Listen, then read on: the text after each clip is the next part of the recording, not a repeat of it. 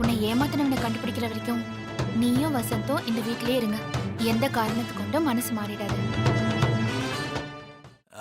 அது உன் முழு பேரு ஜெயசித்ரா.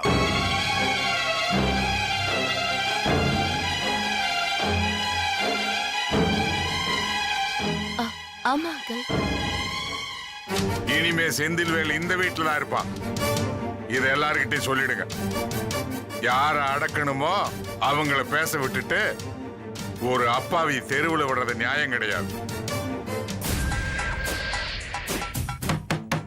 யாரு? என்னங்க?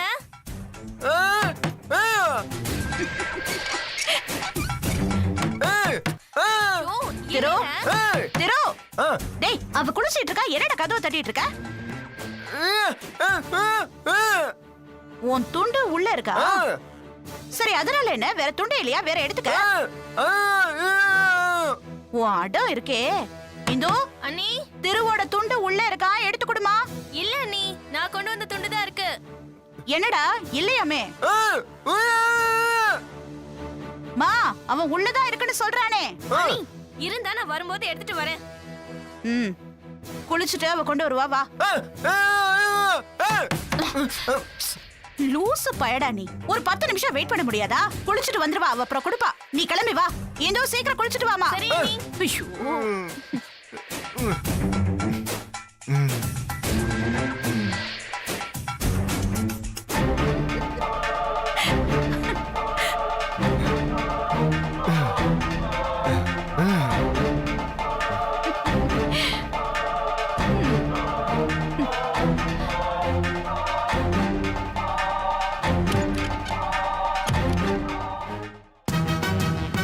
என்னங்க இங்கே உட்கார்ந்துட்டு இருக்கீங்க? ஷோ, ஆமால. சரி, நான் போய் ரெடி ஆயிட்டு இருக்கேன்.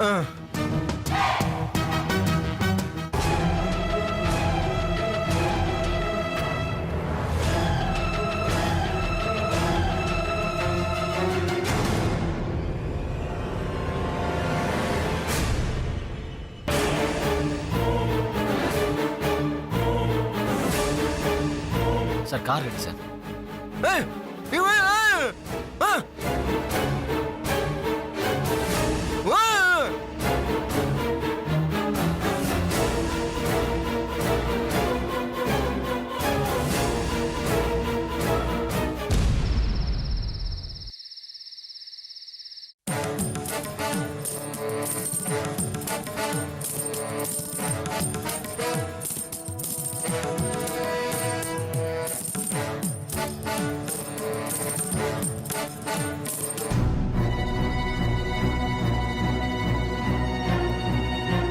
ஏன் தானே இப்படி தயங்கி தயங்கி வர? இந்த வீட்ல உனக்கும் பங்கு இருக்கு. எதுக்குக்கா வர சொன்னீங்க இப்போ? எல்லாம் உன் நன்மைக்காக தான். நானும் என் புருஷனும் நிம்மதியா இருக்கும். எங்களை ஏதாவது பிரச்சனையில மாட்டி விட்டுறாதீங்கக்கா. உன் புருஷன் இந்த வீட்டோட அடிமை மாதிரி. நீ அவருக்கு கரெக்டான ஜோடிதான். இன்னொரு அடிமை மாதிரி இருக்க. சரிக்கா, நான் வரேன். ஏய், எங்க போற? நீயும் இந்த வீட்டு மருமக தானே? நான் உனக்காக தான் பேசிட்டு இருக்கேன். நீ பாட்டுக்கு போயிட்டு இருக்க. இந்த வீட்ல என்ன நடந்துட்டு இருக்குன்னு உனக்கு தெரியுமா? ஊர்ல மரியாதையான குடும்பம், ஊர்ல கௌரவமான குடும்பம், ஊர்ல வசதியான குடும்பம்னு எல்லாரும் பெருமையா பேசிட்டு இருக்காங்கல்ல. அதெல்லாம் பழங்கதே ஆக போகுது. கடல்ல முழுகிட்டு இருக்க கப்பல் மாதிரி தான் இந்த வீடு. கிடைக்கிற லைஃப் ஜாக்கெட்டை மாட்டிக்கிட்டு தண்ணில குச்சி தப்பிச்சிடணும். இல்லன்னு வச்சுக்கோ, நம்மளும் சேர்ந்து முழுகிடுவோம். மாமா சொத்தை பிரிச்சு கொடுக்கற மனநிலைக்கு வந்துட்டாரு. இப்ப முந்திக்கலனா கடைசியா உன் கைக்கு திருவோடு தான் வரும். நீங்க என்னென்னமோ சொல்றீங்க. எனக்கு ரொம்ப பயமா இருக்குக்கா. என் வீட்டுக்காரரு என்னை இந்த வீட்ல எதுவுமே கேட்க கூடாதுன்னு சொல்லிருக்காரு. ஆம்பளைங்க எப்பவுமே இப்படிதான். எதையும் முன்கூட்டி யோசிக்காம எல்லாம் முடிஞ்சதுக்கு அப்புறம் வருத்தப்பட்டு இருப்பாங்க. முதல்ல தைரியமா இரு. உன் புருஷன் கிட்ட எடுத்து சொல்லி உனக்கு தேவையானதை கேட்டு வாங்கிக்கோ. நீங்க சொல்றதெல்லாம் எனக்கு புரியுதுக்கா. ஆனா அவர் நான் சொல்ற எதுவுமே கேட்க மாட்டேங்கிறாரு. பயமும் தயக்கமும் தான் ஒருத்தருக்கு எதிரி. இந்த பயத்தையும் தயக்கத்தையும் தூக்கி எறி. சி, எனக்கும் தேன்மொழி அக்காக்கும் எந்த பிரச்சனையும் இல்லை. எங்களுக்கு நிறைய வசதி இருக்கு. இந்த குடும்பத்துல இருந்து ஒத்த ரூபா வரலனா கூட தூசியை தட்டி விட்டு போற மாதிரி தட்டி விட்டு போயிட்டே இருப்போம். உன் நிலைமையை யோசி. உனக்கு யார் இருக்கா? உனக்கு என்ன பேக்ரவுண்ட் இருக்கு? நாளை காலையில இந்த வீட்டை விட்டு வெளியில போற நிலைமை வந்தா எங்க போவ? என்ன பண்ணுவ? வாழ்நாள்ல சந்தோஷமா இருக்கிறது எவ்வளவு முக்கியமோ அதே அளவுக்கு முக்கியம் வாய்ப்பு கிடைக்கும் போது அதை சரியா பயன்படுத்திக்கிறது. எதுவும் கேட்காம ஏமாளியா இருக்கிறத விட எதிர்த்து பேசி கிடைக்கிறத பாதுகாத்துக்கிறது தான் புத்திசாலித்தனம். உன்னை என் தங்கச்சி மாதிரி நினைச்சு சொல்றேன். இல்லக்கா, இருந்தாலும் இங்க பாரு, நான் சொல்ல வேண்டியதுனா நான் சொல்லிட்டேன். தயங்கிக்கிட்டே அப்படியே அடிமையா காலத்தை கழிக்க நீ ரெடினா நான் எதுவும் செய்ய முடியாது. உன் தலைவிதி. போ, கிளம்பு.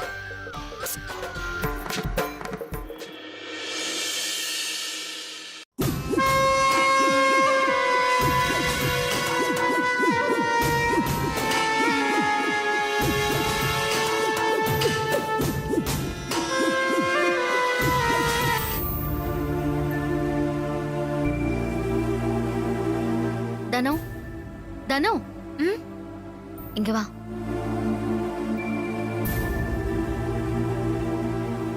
என்ன?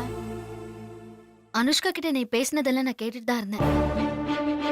எனக்கு என்னமோ அவங்க சொன்னதெல்லாம் சரின்னு தான் பட்டுச்சு. உன்னை நல்லா பிரெயின் வாஷ் பண்ணிருக்கா தனோ. மாமா எல்லாரும் முன்னாடியும் என்ன சொன்னாரு? என் பசங்க கேட்கட்டும், சொத்தை பிரிச்சு தரேன்னு சொன்னாரு. அப்படின்னா என்ன அர்த்தம்? சொத்துக்காக இந்த வீட்ல இருக்கிறவங்க அடிச்சுக்க மாட்டாங்கன்னு மாமா அழுத்தமா நம்புறாரு தானே. அதுக்கு எடுத்துறாத தனோ. நீங்களா இத சொல்றீங்க? அப்படி கேளு. போறவளை ஏன் கூப்பிட்டேன்னு பொறணில அடிச்சு கேக்குற மாதிரி நறுக்குன்னு 4 கேள்வி கேளு. அக்கா, தனோ ஏதாவது கதிர்கிட்ட கேட்க போய் அவங்க நிம்மதி கெட்டுடக்கூடாதுன்னு தான். என்னைக்கு இந்த வீட்டுக்கு நீ தாலி கட்டிக்கிட்டு வந்தியோ அன்னைக்கு இங்க எல்லார் நிம்மதியும் போச்சு. தனத்தோட நிம்மதியை பத்தி நீ பேசுற. அக்கா, இப்பதான்க்கா எனக்கு எல்லாமே புரியுது. நான் எதுவுமே கேட்க கூடாது, எல்லாத்தையும் இவங்களே ஆண்டு அனுபவிக்கணும்னு நினைக்கிறாங்க. ஐயோ தனு, நீ கரெக்டா புரிஞ்சுக்கிட்ட. எதையும் முழுசா சொல்ல முடியாத நிலைமையில நான் இருக்கேன். தனோ, கதிர்கிட்ட எதுவுமே கேட்காத. அனாவசியமா பிரச்சனை வரும். என்ன மிரட்டுறீங்களா? கொஞ்ச நேரத்துக்கு முன்னாடி கூட எனக்கு குழப்பமா தான் இருந்துச்சு. ஆனா இப்ப தெளிவாயிட்டேன். நான் கதிர்கிட்ட இத பத்தி பேசியே ஆகணும். ஐயோ தனு, நல்லா அடிச்சு உடைக்கிற. இந்த தெளிவும் நிதானமும் உன்னை எங்கேயோ கொண்டு போகுது. போ. பின்ன என்னக்கா, இப்படி பேசினா எப்படி பொறுமையா இருக்க முடியும்? இந்த வீட்டோட மூத்த மருமக. உங்களுக்கு இல்லாத அதிகாரம் இவங்களுக்கு இருக்கு. இதுவே நான் உங்க இடத்துல இருந்திருந்தா இவங்கள மாதிரி ஆளெல்லாம் இப்படி வளர விட்டுருக்க மாட்டேன். ஐயோ வாடிச்சலோ, நீ ஏன் கட்சி? தனோ, இதுதான் நமக்கு கிடைச்சிருக்கிற சரியான சந்தர்ப்பம். நாம சூதாரிக்கல, இவ மொத்தத்தையும் சுருட்டிக்கிட்டு நமக்கு நாமத்தை போட்டுட்டு போயிடுவா. அக்கா, இங்க பாருங்க, எனக்கும் என் புருஷனுக்கும் இந்த சொத்து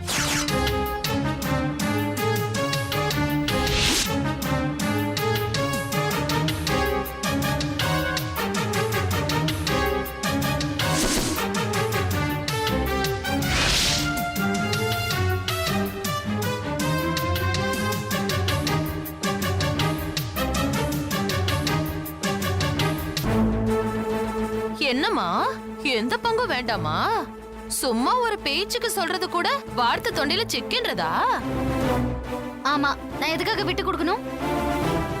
என் பங்கு பிரிச்சு கொடுக்கற வரைக்கும் நீங்க எல்லாரும் கொஞ்சம் அமைதியா இருங்கன்னு சொல்ல வந்தேன். கேக்கலன்னா போங்க. அடி பாதகத்தி, பாத்தியா தனோ, நான் வராம இருந்திருந்தா இந்நேரம் ஏதாவது குட்டி கலாட்டா பண்ணிருப்பா. இப்படிதான் வெற்றி தான் எல்லாத்துக்கும் காரணம்னு ஒரு பிரச்சனையை இவ ஆரம்பிச்சு அனுஷ்கா கை உடைஞ்சு போச்சு.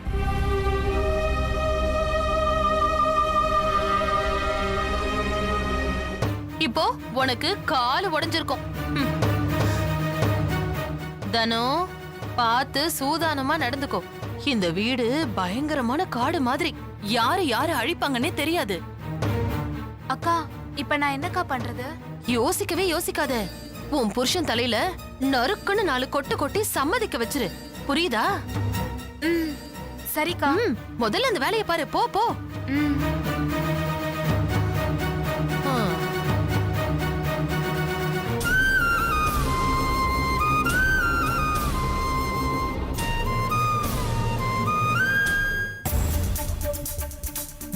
ம். இந்த வீட்ல இருக்கிறது ஒட்டு மொத்தமா எனக்கு கிடைக்காம எல்லாத்தையும் நீயே அனுபவிக்கலாம்னு பாக்குறியா? விட்டுருவனா?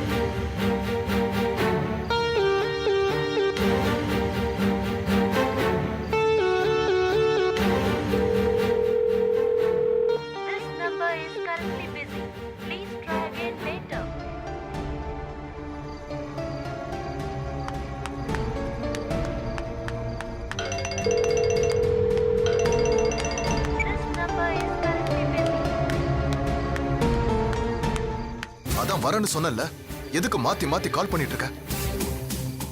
எல்லாம் உங்க மேல இருக்க நம்பிக்கை தான். என்ன புடிச்ச சனிய ஒளிஞ்சிச்சேன்னு கொஞ்சம் சந்தோஷமா இருந்தேன். சின்னதா ஒரு சண்டை போட்டா உங்களை விட்டு மொத்தமா போயிடுவேனா? இந்த வீட்டு வாசப்படியில காலடி எடுத்து வைக்கும் போதே எல்லாத்தையும் யோசிச்சுதான் நான் வந்தேன். என்னடி யோசிச்ச? என்ன சாகடிக்காம இந்த வீட்டை விட்டு போக கூடாதுன்னு தானே? நான் உங்க கூட சந்தோஷமா இருக்கணும்னு தான் வந்திருக்கேன் சந்தோஷ். இன்னும் எத்தனை தடவை உனக்கு சொல்றது? என் லட்சம் இருக்கிற மனசுல இன்னொருத்துக்கு இடம் இல்லைன்னு. அவளுக்கு முன்னால அந்த இடத்துல நான் தானே இருந்தேன். சத்தியமா இல்ல. நான் உன்னை ஃப்ரெண்டா தான் நினைச்சேன். அது கூட தப்பு. அந்த தப்பு தான் இப்பவும் என் கழுத்தை இறுக்கிக்கிட்டு இருக்கு. சந்தோஷ், மூச்சுக்கு முன்னொரு தடவை ஃப்ரெண்டா நினைச்சேன்னு சொல்ற. ஃப்ரெண்ட்ஷிப்க்கும் லவ்க்கு என்ன வித்தியாசம்? இந்த உடம்பா? ஆமாண்ணா, நம்ம உறவு அதையும் மீறியாச்சு. ஏய், அது என்ன அறியாம நடந்த தப்பு. எது சரி எது தப்புன்னு நம்ம 1000 தடவை டிஸ்கஸ் பண்ணியாச்சு. அதுல பாதிக்கப்பட்டது நான். ஏய், அந்த ஒரே ஒரு காரணத்துக்காக தான் நான் ரொம்ப பொறுமையா இருக்கேன். ஆனா எதுக்கும் ஒரு எல்லை இருக்கு. நீங்க ஏன் பக்கம் இருக்க நியாயத்துக்காகவா பொறுமையா இருக்கீங்க? அகில உங்க குழந்தைன்னு முன்னால நிறுத்தி இந்த குடும்பத்துல பிரச்சனை பண்ணிட்டு வந்தானே பொறுமையா இருக்கீங்க. ஆமா, ஏற்கனவே அப்பா சந்தேகப்படுறாரு, அகில் கிட்ட விசாரிக்கிறாருன்னு நீ தானே சொன்ன. நான் ப்ரே பண்ணதை உங்க அப்பா பாத்துட்டாரு. அதனால வந்த சந்தேகம் தான் அது. அந்த சந்தேகத்தெல்லாம் நான் காலையிலே ஒட்டு மொத்தமா தொடச்சு எரிஞ்சிட்டேன். இனிமே உங்க அப்பாக்காகலாம் பயப்பட வேண்டியதில்லை. எங்க அப்பாவுக்கு நான் பயப்படல. நான் பயப்படுறது என் மனசாட்சிக்கு. அதுக்கு பயந்துதான் ஆகணும். என்ன சிங்கப்பூர்ல விட்டுட்டு வந்ததுல இருந்து நேத்து என்ன கீழே தள்ளி விட்டு போனது வரைக்கும் எல்லாத்துக்கும் மனசாட்சி உள்ள மனுஷனா இருந்தா பயந்துதான் ஆகணும். ஏய், விடிய விடிய நின்று இப்படித்தான் பேசிட்டு இருக்க போறியா? அதுக்கு தான் என்ன வர சொன்னியா? நான் உங்ககிட்ட எதிர்பார்த்தது சின்னதா ஒரு சிரிப்பு, அன்பா 2 வார்த்தை, என் மேல கொஞ்சம் அக்கறை. ஆனா கிடைச்சது உங்க கோவத்தால கிடைச்ச வலி. என்ன ஒரு மனுஷிய கூட மதிக்காத நிராகரிப்பு. எல்லா பழியையும் என் தொல்லை சுமத்தின அவமானம். என் தலையில பட்ட காயத்தை பார்த்ததுக்கு அப்புறம் கூட நீங்க பதறல. இந்த நிமிஷம் வரைக்கும் என்னாச்சு ஜெனின்னு ஒரு சின்ன விசாரிப்பு கூட இல்ல. சந்தோஷ், உன்கிட்ட அப்படி என்னதான் கேட்ட? உலகத்துல இருக்க அன்பெல்லாம் உங்க லட்சம் மேல கொட்டி கூவிங்க. ஒரு ஓரமா ஒரு துளி, ஒரு சின்ன அக்கறை, இதெல்லாம் என் மேல காட்டுக்கன்னு தானே கெஞ்சுற.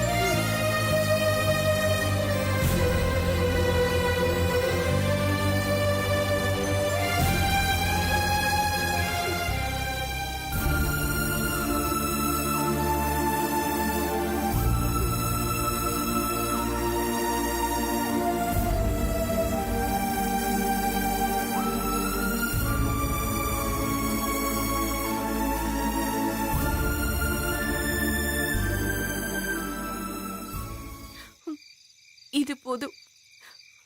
குறைஞ்சபட்சம் என்ன தள்ளிவிடாமலாவது இருந்தீங்களா? இதுக்குதான் இங்க கூப்பிட்டேன்.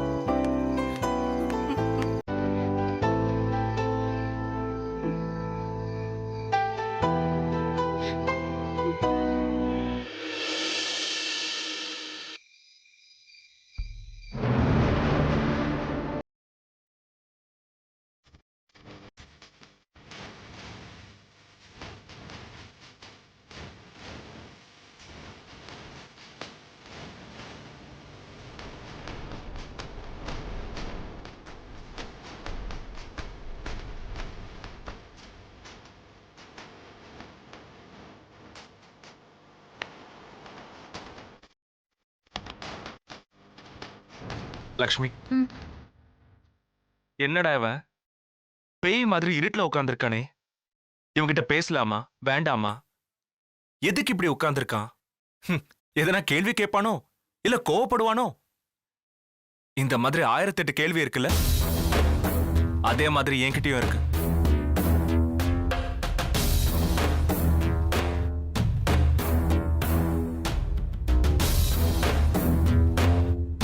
நீ என்ன செய்ய காத்திருக்கன்னு எனக்கு தெரியல. ஆனா ஒரே ஒரு விஷயம் மட்டும் நடக்க கூடாது. இல்லைங்க, நான் உங்களை கஷ்டப்படுத்தணும்னு. வேண்டாம், நீ எதுவும் பேச வேண்டாம். நான் சொல்றது மட்டும் கேளு. இல்லைங்க. ப்ளீஸ். நீ செஞ்ச எல்லா விஷயத்தையும் கஷ்டப்பட்டு உள்ளுக்குள்ள மறைச்சுக்கிட்டு நான் உன்கிட்ட பேசுறேன். நீ ஒரு வார்த்தை பேசினா கூட நிச்சயமா அது சண்டையில தான் முடியும். நான் எதுவுமே பேசல, நீங்களே சொல்லுங்க.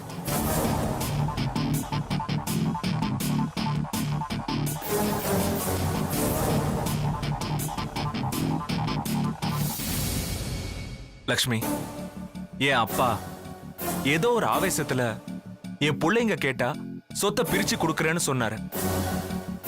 ஆனா நாங்க எல்லாருமா சேர்ந்து நாளைக்கு எங்களுக்காக சொத்தை பிரிக்க வேண்டாம்னு சொல்ல போறோம். எனக்கு மத்தவங்கள பத்தி கவலை இல்ல, உன்னை நினைச்சதான் பயமா இருக்கு. நாங்க அப்பா கிட்ட பேச போற விஷயம் எப்படியும் உன் காதுக்கு வந்திருக்கும். அதுல ஏதாவது பிரச்சனை பண்ணி சொத்தை பிரிக்க வைக்கவும் நீ நினைச்சிருக்கலாம்.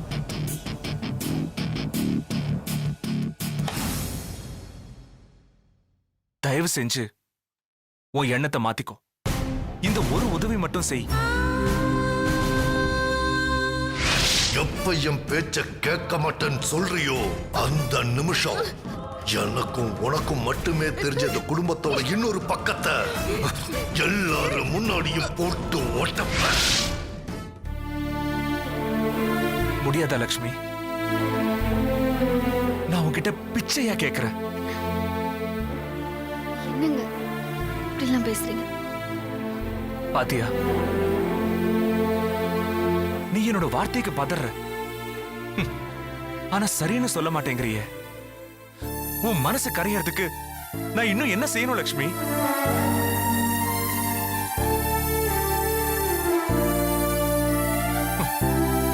உனக்கு ஞாபகம் இருக்கா பழைய நந்தினி